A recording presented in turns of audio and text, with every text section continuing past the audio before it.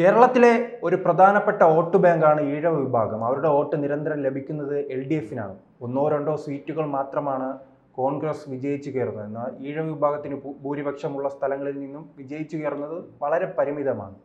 ഇനി അതുകൂടെ ലഭിക്കില്ലെന്നാണ് വെള്ളാപ്പള്ളി പറയുന്നത്. അപ്പോൾ ഈ തലപ്പത്തെ പുനഃസംഘടന കഴിഞ്ഞല്ലോ.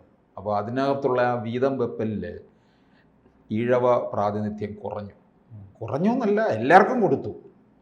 ഇപ്പം ഷാഫി പറമ്പിലിന് കൊടുത്തുകൂടി മുസ്ലിം സമുദായത്തിന്, സണ്ണി ജോസഫ്, വിഷ്ണുനാഥ് നായർ, പിന്നെ ഒരു അനിൽകുമാർ ദളിത് വിഭാഗം, അടൂർ പ്രകാശ് എന്താണ് ഈഴവ വിഭാഗം.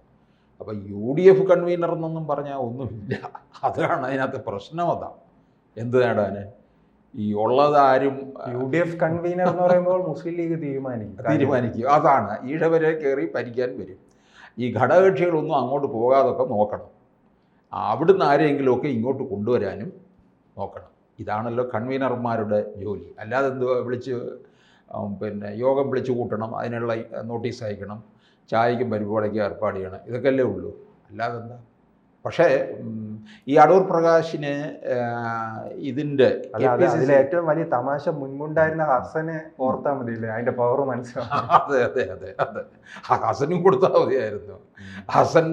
ഹസനൊക്കെ ഇരുന്നത് എന്തിനു വേണ്ടിയാണോ എന്നുള്ളതാണ് നമുക്ക് ആലോചിച്ച് പോകുന്നത്. ഇപ്പോൾ അടൂർ പ്രകാശിന് KPCC അധ്യക്ഷ സ്ഥാനത്ത് പ്രതീക്ഷിച്ചതാണ്, കൊടുക്കും എന്ന് തോന്നിയില്ല. ഇതിപ്പോൾ ഇവർക്ക് പറ്റിയിരിക്കുന്നത് എന്താണെന്നറിയാം? ക്രൈസ്തവ വോട്ടുകൾ പോയി, 2 ഈഴവ വോട്ടും പോയി. ഇപ്പോൾ സണ്ണി ജോസഫ് വന്നെന്നും പറഞ്ഞ് എല്ലാം കൂടെ കൂട്ടത്തോടെ ഇങ്ങോട്ട് വരുമോ ക്രൈസ്തവ വോട്ടുകൾ? ഒന്നും ഉണ്ടാകത്തില്ല. കാരണം ഇത് BJPയിലോട്ട് ചായ്വ് ആയിട്ട് കുറേ കാലമായി എന്നുള്ളതാണ്. ഇപ്പോൾ തൃശ്ശൂരിൽ സുരേഷ് ഗോപി എങ്ങനെ ക്രൈസ്തവ വോട്ടുകൾ സമാഹരിച്ചു, ഇതൊക്കെ BJP വലിയ മാതൃകയാക്കുന്നതാണ്. ക്രൈസ്തവർക്കിടയിൽ ആന്റണിക്കുള്ള ഒരു സ്വാധീനം പോലും സണ്ണി ജോസഫിന് ഇല്ല എന്നുള്ളതാണ്. അത് മുരളീധരൻ പറഞ്ഞതല്ലേ ശരി. പടം കാണിച്ചാലെങ്കിലും ആൾക്കാർ തിരിച്ചറിയുന്നവരായിരിക്കണം. ഇത് പടം കാണിച്ചാലും അറിയത്തില്ല.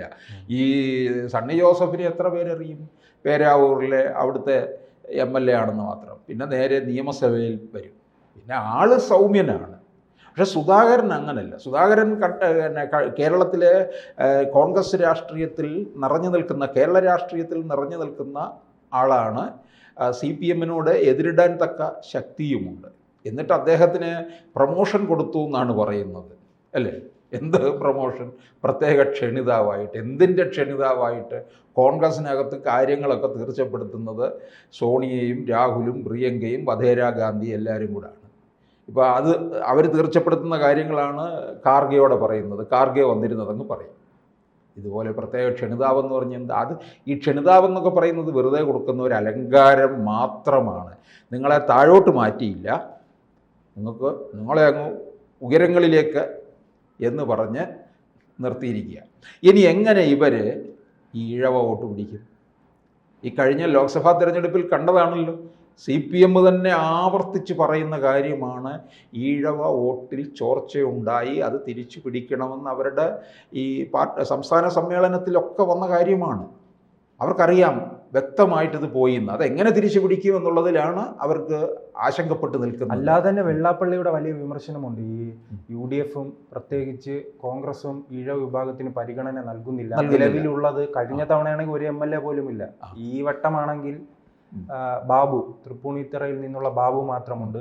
പിന്നീട് നിയമസഭയിൽ കരുത്തനായിരുന്ന അടൂർ പ്രകാശിനെ നിയമസഭയിൽ നിന്നും മാറ്റി ലോക്സഭയിൽ എത്തിച്ചു എന്നെല്ലാം പലതരത്തിലുള്ള വിമർശനമായിരുന്നു വെള്ളാപ്പള്ളി നടേശ് ഉന്നയിച്ചുകൊണ്ടിരുന്നത്.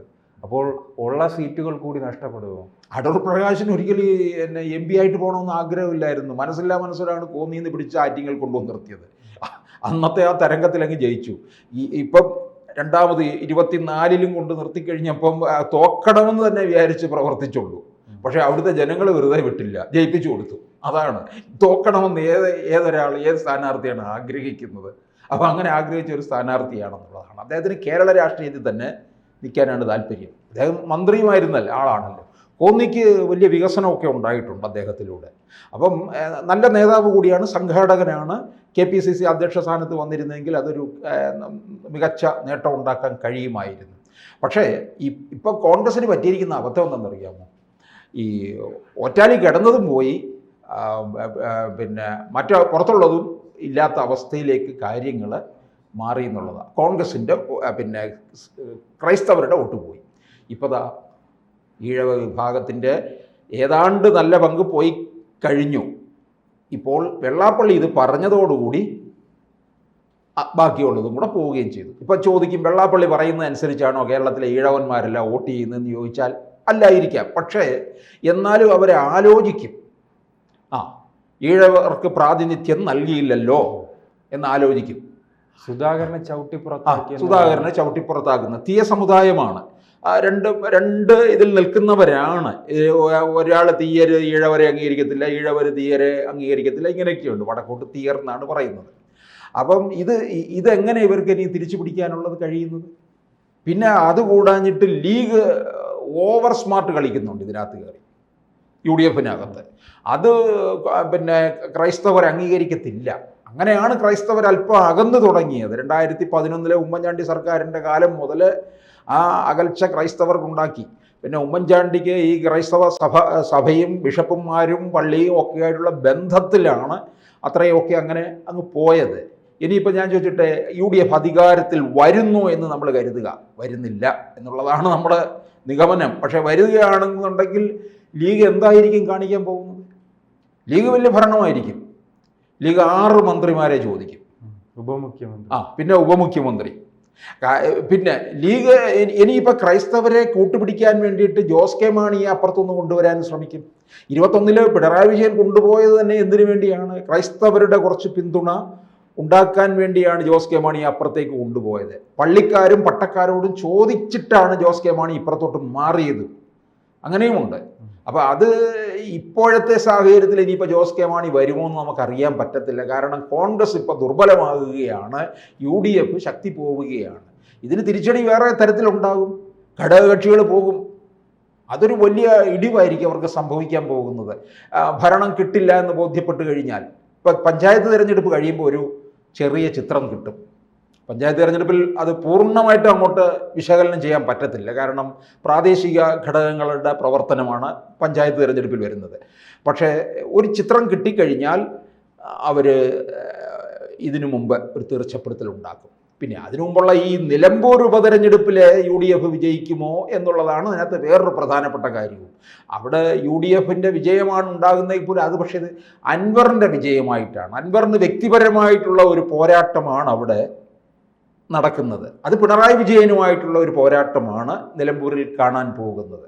അപ്പോൾ എന്തായാലും ഈഴവ വോട്ടുകളൊന്നും അങ്ങോട്ടേക്ക് ഇനിയിപ്പം കോൺഗ്രസിലേക്ക് കൊണ്ടുവരാൻ കഴിയും എന്ന് തോന്നുന്നില്ല. അതോടൊപ്പം തന്നെ കുറച്ച് നാളുകളായി ഒരു പിണറായി അനുകൂല നിലപാടിലേക്ക് വെള്ളാപ്പള്ളി പോകുന്നു. പിണറായിയും വെള്ളാപ്പള്ളി അനുകൂല SNDP നിലപാടിലേക്ക് മലപ്പുറത്ത് ഉൾപ്പെടെ നാം കണ്ടതാണ്. മലപ്പുറം, പിന്നെ അത് കഴിഞ്ഞിട്ട് പിന്നെ വെള്ളാപ്പള്ളിയെ പിണറായി വാഴ്ത്തുന്നു. 30 വർഷം SNDP-യുടെ അമരക്കാരനായിട്ട് ഇരിക്കുന്നതിൽ ആ വാഴ്ത്തലും ഒക്കെ നമുക്കറിയാവുന്ന, അതൊക്കെ അത് പ്ലാൻ ചെയ്തിട്ടുള്ള കാര്യങ്ങളാണ്. അത് ഹിന്ദു വോട്ടുകൾ പിന്നെ ഏകീകരിക്കാൻ വേണ്ടി പിണറായി കളിക്കുന്ന ഒരു തന്ത്രമാണ്. മുസ്ലിം വോട്ട് കിട്ടത്തില്ല, ഹൈന്ദവ വോട്ടുകളെങ്കിലും പിടിക്കണം, അതിനു വേണ്ടിയാണ്. അപ്പോൾ ഈഴവ വോട്ടുകൾ അങ്ങോട്ടേക്ക് കോൺഗ്രസിനില്ല എന്ന് തന്നെയാണ് ചുരുക്കം.